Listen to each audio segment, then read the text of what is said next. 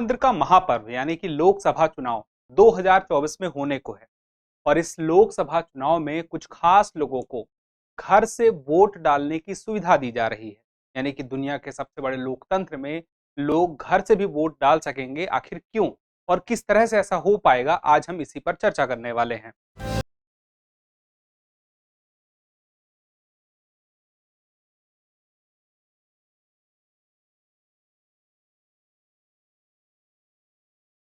तो सबसे पहले जैसा कि आपके सामने है कि लोकसभा चुनाव में पहली बार घर से वोट डालने की सुविधा मिलेगी। अधिकार से बेहतर क्या होगा, इसके लिए हम कहेंगे यह एक सुविधा है। अब चूंकि यह प्रावधान हो चुका है तो अधिकार की तरह जिनके लिए है। खबर भी यही है कि all about the vote from home facility in the Lok Sabha elections, इसके बारे में हम विस्तार से जानेंगे। द हिंदू की खबर है। अब यहाँ पर बात आती है हमारी चर्चा के बिंदु क्या क्या होंगे इस मामले में। सबसे पहली बात कि यह वोट फ्रॉम होम का उद्देश्य क्या है।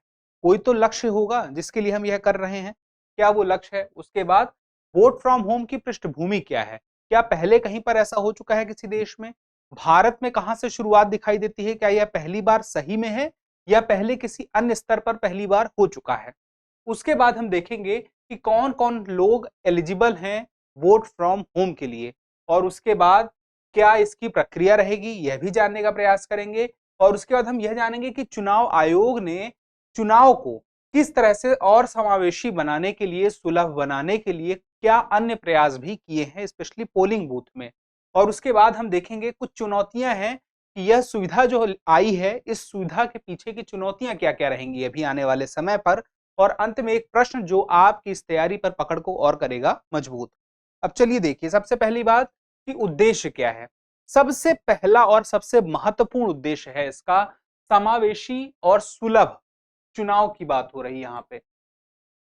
अब देखिए, अब पूरी की पूरी वोटिंग की प्रक्रिया जितनी आसान होगी और जितनी सुलभ होगी उतने ही ज्यादा वोटिंग के प्रतिशत अपने आप बढ़ेंगे।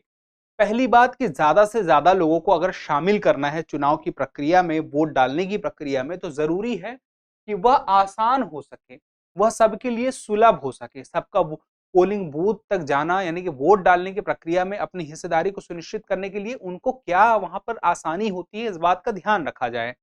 अब उसके बाद जब इन बातों का ध्यान रखा जाएगा तो दूसरा उद्देश्य अपने आप पूरा हो जाएगा, जो कि होगा वोटिंग प्रतिशत बढ़ाने का। जितने ज्यादा लोग भारत में, चाहे लोकसभा चुनाव हो, चाहे स्थानीय स्तर के चुनाव हो, चाहे विधानसभा चुनाव हो, कहीं पर भी वोटिंग का प्रतिशत ज्यादा रहेगा। इसका मतलब क्या है कि जितने लोग वोट डालने के लिए एलिजिबल हैं, जिनका वोटर आई कार्ड बन चुका है, उसमें से ज्यादा लोग वोट डाल सकें। इस आधार पर पता चलता है कि वोटिंग प्रतिशत क्या रहा। यह वोटिंग प्रतिशत अगर बढ़ता है तो इसका मतलब यह हुआ कि लोकतंत्र में भागीदारी बढ़ती है, क्योंकि यह लोगों की ही सरकार है और यह माना जाता है कि लोकतंत्र मतलब लोगों की सरकार, लोगों के द्वारा चुनी गई सरकार। तो ज्यादा से ज्यादा लोग मिलकर जब कुछ चुनेंगे तो ज्यादा बेहतर चुनेंगे, इस बात का इसमें ध्यान रखा जाएगा। अब बात आती है वोट फ्रॉम होम की पृष्ठभूमि की। तो जैसा मैंने आपसे कहा कि लोकसभा के चुनाव में पहली बार ऐसा हो रहा है कि 85 साल से ज्यादा आयु के लोग अब घर से वोट डाल पाएंगे, या विकलांग लोग जो हैं वो भी घर से वोट डाल पाएंगे। लेकिन यह सुविधा पहले ही दी जा चुकी है। कहां पर दी जा चुकी है?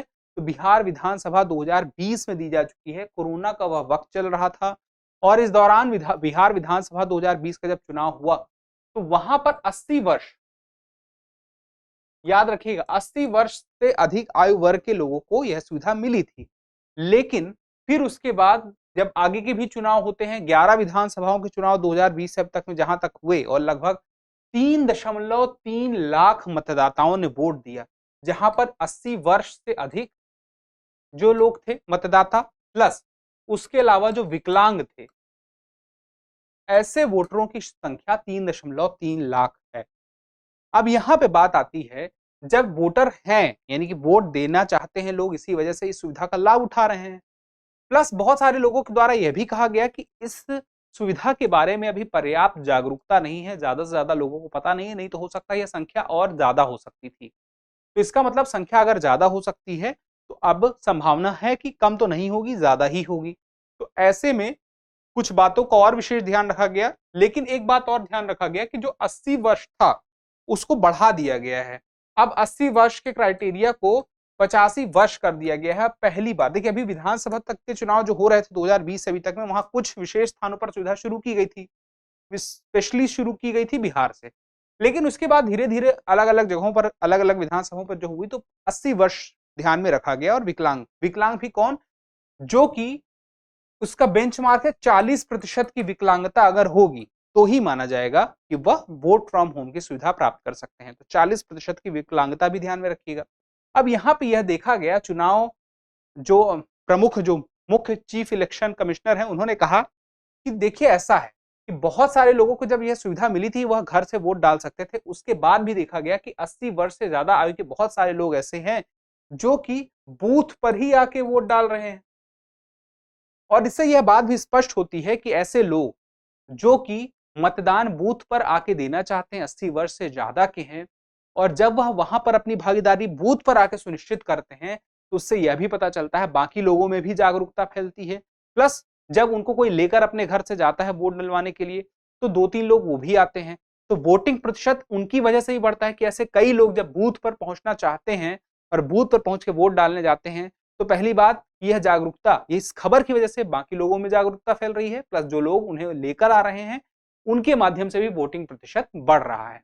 तो ऐसी स्थिति में यह देखा गया कि ज्यादातर लोग, अधिकतर 80% से 80 से 85 साल तक के लोग ऐसे थे, मतलब 50, 80 से 85 के बीच के ऐसे लोग 90% से भी ज्यादा थे जो कि बूथ पर आ रहे थे। तो सीधी सी बात है, फिर कोशिश यही की जाए कि 85 तक की सीमा हम ऐसे लोगों को बूथ पर ही लेकर आए। इसी वजह से यह प्रयास करते हुए अब 85 वर्ष से ऊपर कर दिया गया है।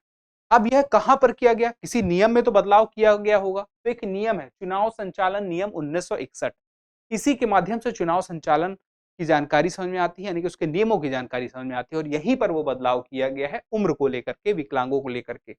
अब यहाँ पे बात आती है, क्या भारत ऐसा पहला देश है? तो नहीं, भारत ऐसा पहला देश नहीं है। बहुत सारे देश हैं, यूएसए है, ऑस्ट्रेलिया है, ब्राजील है, फ्रांस है, जर्मनी है, इटली है, और भी कुछ देश हैं जहां पर इस प्रकार की वोट फ्रॉम होम की सुविधा मौजूद है। अब यहाँ पे कुछ और जानकारी जो आपको जानना जरूरी है वह यह है कि कौन कौन इसके पात्र हैं। देखिए मुख्य रूप से अभी जो जानकारी सामने आई कि जो 85 वर्ष से अधिक आयु वर्ग के लोग हैं उन्हें लाभ मिलेगा, जो विकलांग हैं, दिव्यांग हैं, 40% से अधिक जिनकी दिव्यांगता है उन्हें लाभ मिलेगा। पर कुछ और लोग भी पात्र हैं, जैसे कि अभी कुछ ऐसे मीडिया कर्मियों को भी शामिल किया गया है जो मतदान दिवस के दिन जो मीडिया कवरेज करेंगे, ऐसे लोगों के लिए, यानी कि जो मतदान दिवस के दिन की गतिविधियों को स्पेशली कवरेज करेंगे, ऐसे मीडिया कर्मियों को कुछ प्राधिकार पत्र प्राप्त होंगे जिसके माध्यम से वह डाक मत दे सकेंगे। अब यहाँ पे मतलब बैलेट पेपर से वोट डाल सकेंगे। ये सारी सुविधा जो है बैलेट पेपर के माध्यम से संपन्न होगी। वोट फ्रॉम होम की सुविधा भी बैलेट पेपर के माध्यम से ही होगी। प्लस कुछ लोगों को पहले से दिया जा रहा था वो भी है। तो कुल शामिल जो नाम है वो इस प्रकार से हैं, पहला कि 85 वर्ष और उससे अधिक, और उसके बाद जो विकलांग व्यक्ति हैं जिनकी विकलांगता 40% से अधिक है, मतदान दिवस में जो मीडिया कर्मी रहेंगे जो मतदान की गतिविधियों पर नजर बना के रखेंगे, उसके बाद जो आवश्यक सेवाओं के, इसेंशियल सर्विस के जो कर्मचारी हैं उनकी बात की जाए तो जैसे मेट्रो, रेलवे एवं स्वास्थ्य देखभाल जैसी सुविधाएं देने वाले कर्मचारी हैं, इनको यह सुविधा प्राप्त होगी। और अन्य सेवा मतदाता जैसे कि जो गृह नगर से दूर हैं, जैसे कि सशस्त्र बल से हैं, या सशस्त्र बल के ऐसे लोग हैं जो चुनाव की ड्यूटी पर ही लगे हुए हैं, इसी चुनाव की ड्यूटी पर, उनको यह सुविधा प्राप्त होगी। और यह सारी की सारी सुविधा प्राप्त होगी तो कहां पर? पोस्टल बैलेट के माध्यम से चुनाव दे सकेंगे। जो घर से भी वोट डालेंगे वो प्रक्रिया जो होगी, उस प्रक्रिया में भी पोस्टल बैलेट की ही सुविधा दी जाएगी, लेकिन घर पर दी जाएगी। अब यहां पर बात आती है, अब देखिए आप यहाँ पे ये सारे के सारे सवाल में पूछे जा सकते हैं, कौन एलिजिबल है कौन नहीं है, इससे प्रीलिम्स में सवाल आ सकता है, या किस नियम में बदलाव किया गया था उससे सवाल आ सकता है। अब यहाँ पे प्रक्रिया क्या है? देखिए, चुनाव आयोग की वेबसाइट से एक फॉर्म मिलेगा, फॉर्म 12D। अब फॉर्म 12D जो है यह सबमिट करना होगा या फिल करना होगा, और चुनाव की अधिसूचना जारी होने के 5 दिन के अंदर, मतलब 5 दिन का समय मिलेगा, 5 दिन के अंदर उसे फिल करना होगा और देना होगा। किसको? या तो दे सकते हैं सहायक रिटर्निंग ऑफिसर को या तो बीएलओ को, मतलब जो चुनाव संपन्न कराने वाले व्यक्ति हैं प्रमुख, उनकी बात यहाँ पर हो रही है। बीएलओ का मतलब क्या है यहाँ पे? बूथ लेवल ऑफिसर को।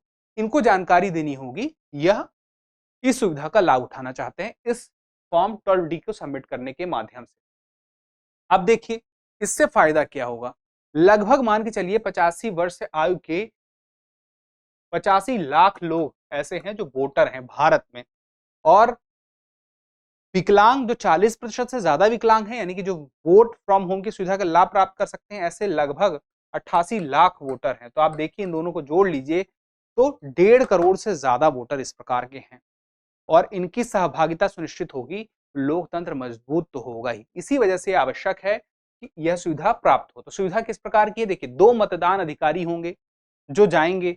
कब जाएंगे, जिस दिन चुनाव होता है, आम चुनाव का जो भी, जैसे 7 चरणों में चुनाव होने वाला है, जो 19 अप्रैल से 1 जून तक की तिथि है, 19 अप्रैल से 1 जून, तो जिस भी जगह पर जब भी चुनाव होगा उसके पहले ही, यानी कि जिस जगह पर 19 अप्रैल को होना है चुनाव, उसके पहले ही वहां पर यह बैलेट पेपर के माध्यम से वोट ले लिया जाएगा घर जाकर के। कैसे होगा, 2 मतदान अधिकारी, उसके बाद वीडियोग्राफर, सुरक्षा कर्मी जाएंगे, और इसके बाद घर जाकर यह सुनिश्चित करेंगे कि मतदान जो है मतपत्र के माध्यम से हो, डाक मतपत्र, इसी को बैलेट पोस्टल बैलेट बोलेंगे।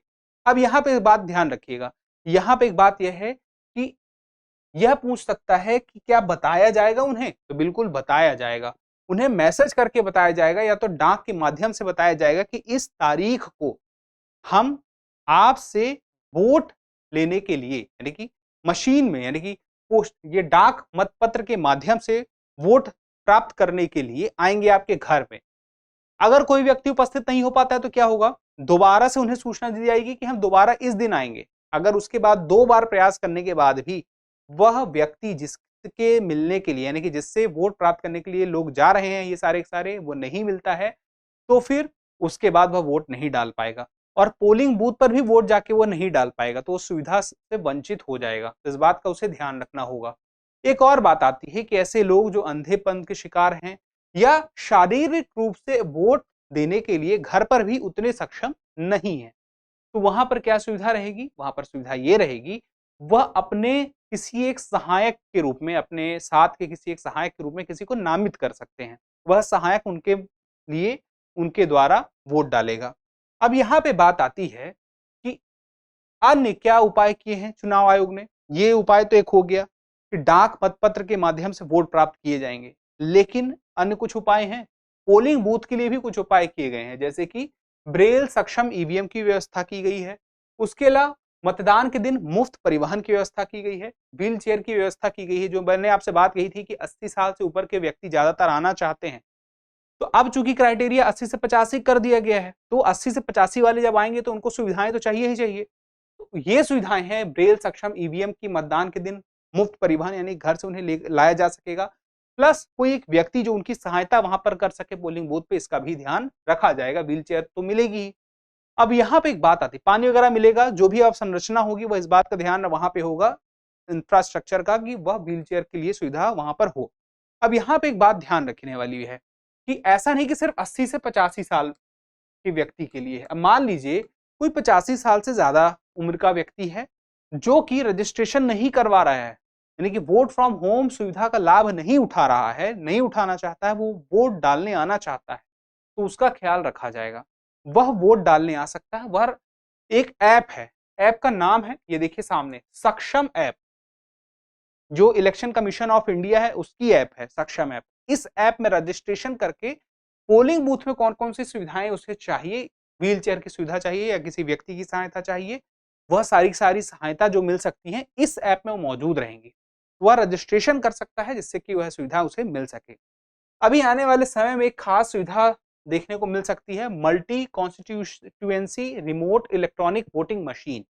45 लाख से भी ज्यादा ऐसे जो लोग हैं जो कि अपने स्थान पर नहीं है, कहीं और काम कर रहे हैं, भारत के अंदर की बात बता रहा हूं, तो वे लोग अब क्या लाभ प्राप्त कर सकेंगे आने वाले समय में। ऐसा भी प्रयास किया जा रहा है कि आगे चल के वो अपने जिस जगह पर हैं उस जगह से ही अपने राज्य, उनका जहां उनका क्षेत्र है, जहां उनका घर है, जहां उनके घर के पास का पोलिंग बूथ है, उस क्षेत्र के जो वहां पर जो चुनाव लड़ रहा है उसके लिए वोट दे सकें।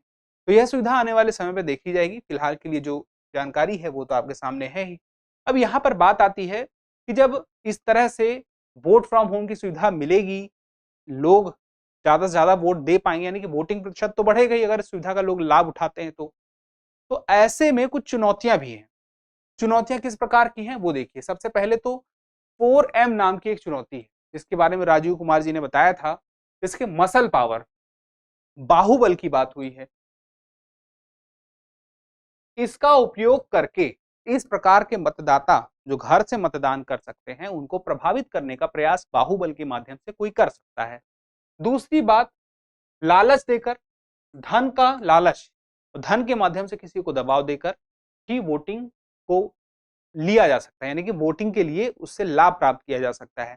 अब उसके बाद मिस इन्फॉर्मेशन की बात करें तो मिस इन्फॉर्मेशन का मतलब यहाँ पे क्या है कि व्हाट्सएप पर या सोशल मीडिया पर कुछ ऐसी गलत जानकारी चली जाए इस वोट फ्रॉम होम के मामले में, जिससे लोग गलत समझें या गलत जानकारी के आधार पर गलत निर्णय ले लें, तो उससे भी बचने की जरूरत है। उसके बाद आदर्श आचार संहिता एमसीसी। अब आदर्श आचार संहिता, इसका फुल फॉर्म अगर आपको पता है तो एक बार बताइएगा, इस पर कई बार चर्चा हो चुकी है। अब इसका भी ध्यान रखना होगा कि कहीं इस पूरी की पूरी प्रक्रिया के दौरान आदर्श आचार संहिता प्रभावित ना हो, यानी कि इस पर कहीं ना कहीं कोई नुकसान ना पहुंचाया जा सके। उसके बाद गोपनीयता की भी एक चुनौती होगी। जब इस प्रकार से वोटिंग होगी, इस प्रकार से वोट दिलाया जाएगा, तो गोपनीयता पर भी सवाल उठते हैं। कैसे उठते हैं कि जैसे मान लीजिए परिवार कोई व्यक्ति होगा जो साथ का होगा, उसके माध्यम से दबाव दिया जा सकता है कि आप इसे वोट दीजिए, किसी भी प्रकार का दबाव बनाया जा सकता है और वह पता भी समझ में भी नहीं आएगा, स्पष्ट नहीं होगा किस प्रकार का दबाव है, लेकिन वह दबाव हो सकता है।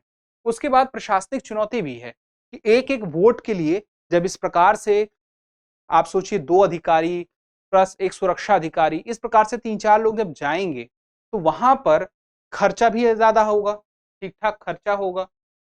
दूसरी बात, अब इस प्रकार से चूंकि चुनाव की तिथि के पहले ये पूरी की पूरी प्रक्रिया संपन्न करानी है, अलग अलग जगहों पर जाना है, तो दबाव तो रहेगा अधिकारियों पर, प्रशासन पर। और उसके बाद सुरक्षा पर भी, यह जितने के जो डाक मतपत्र हैं यह सुरक्षित रह सकें, इस बात का भी विशेष ध्यान रखना होगा, इससे कोई ना कोई कहीं भी नुकसान न पहुंचा सके। इन सारी बातों का ध्यान रखते हुए कि आखिर यह क्या सुविधा है, किसे इसे लाभ मिलने वाला है और क्या यह पहली बार है तो कैसे है, किस नियम में बदलाव किया गया है, लाभार्थी कौन है, प्रक्रिया क्या है, ये सारी बातें जानने के बाद अब चलिए एक सवाल देख लेते हैं। 85 वर्ष से अधिक आयु वर्ष के लोगों के लिए वोट फ्रॉम होम की सुविधा सुनिश्चित करने के लिए किस नियम में संशोधन किया गया है? 4 विकल्प हैं। चुनाव संचालन नियम 1961, चुनाव संचालन नियम 1960, चुनाव संचालन नियम 1950 और चुनाव संचालन नियम 1991। आप कमेंट बॉक्स में अपना जवाब जरूर दीजिएगा। आप जवाब देते हैं तो हमें और बेहतर करने की प्रेरणा मिलती है। जल्दी मिलते हैं अगले एपिसोड में, तब तक के लिए स्वस्थ रहें, मस्त रहें और पढ़ते रहें। धन्यवाद। डियर व्यूअर्स, अपने एग्जाम की तैयारी को और बेहतर करने के लिए हमारे चैनल को लाइक, शेयर और सब्सक्राइब करना न भूलें।